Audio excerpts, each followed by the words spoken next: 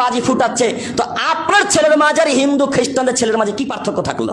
কেন আপনি বলতে পারলেন না বেটা বাতুম হিন্দু একেবারে, তুমি কি হিন্দুর বাচ্চা, তুমি কি খ্রিস্টানের বাচ্চা, তুমি কি নাসারার ছেলে, তোমার হাতে বাজি কেন? আমি মুসলমানের বাচ্চা, মুসলমান, আমি মুসলমান ঘরে জন্মগ্রহণ করেছি, তুমি মুসলমান, তোমার হাতে বাজি থাকতে পারে না, তোমার হাতে এই খ্রিস্টানদের ইহুদিদের জাতির নিদর্শন থাকতে পারে না, তোমার হাতে বাজি কেন? বেটা দাঁতকে ভেঙে চৌচুর করে দেবো, বেটা ছুঁড়ে ফেলো, এখনই নিক্ষেপ করে ফেলো।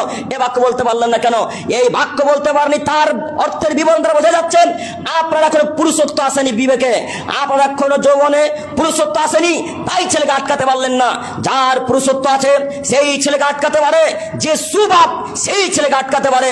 আপনাকে বলে যাচ্ছি, এই ছেলেটা আজকে যেন বম ফাটাতে না পারে, এই ছেলেগুলো যেন বাজি ফাটাতে না পারে, এই ছেলেগুলো ভটকা যেন না ফাটাতে পারে। যদি ফাটায় আজকের পর থেকে শিবপুরে, তাহলে আমি মনে করি যত যুবকের ছেলে, যত মুরব্বীদের ছেলে বাজি ফাটাবে, এরা কেউ পুরুষ নয়, এরা সব কা পুরুষের বাচ্চা, কা পুরুষ, এরা সব কা পুরুষের বাচ্চা, কা পুরুষ, এরা সব কা পুরুষের বাচ্চা, কা পুরুষ। কা পুরুষের ছেলে বম ফাটাবে, পুরুষের ছেলে নয়। কা পুরুষের ছেলে বাজি ফুটাবেন, পুরুষের ছেলে নয়। কা পুরুষের বাচ্চা বম ফাটাবেন, পুরুষের বাচ্চারা কখনো বম ফাটাতে পারে না।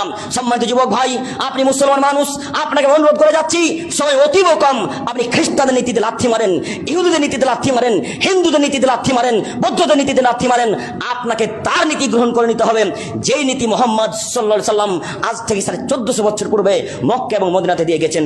এই নীতিতে আপনাকে ফিরে আসতে হবে। সম্মানিত শিবপুরের মানুষ, আপনাকে আমি অপমান করতে আসিনি, আপনার আমি দৃষ্টি আকর্ষণ করে বলতে চাচ্ছি, আজকের পর থেকে বাচ্চা ছেলে রাতে বম ফাটানোর জন্য 8 টাকা দিবেন না, ইনশাল্লাহ দিবেন, ইনশাল্লাহ আজকের পর থেকে দিবেন না। আর আজকের পর থেকে যদি দেন তো রাসূলের হাদিসটা একটু মনে রাখবেন, ওরা যেখানে যাবে আপনার ছেলেরা আপনি সেখানে যাবেন। যাই হোক,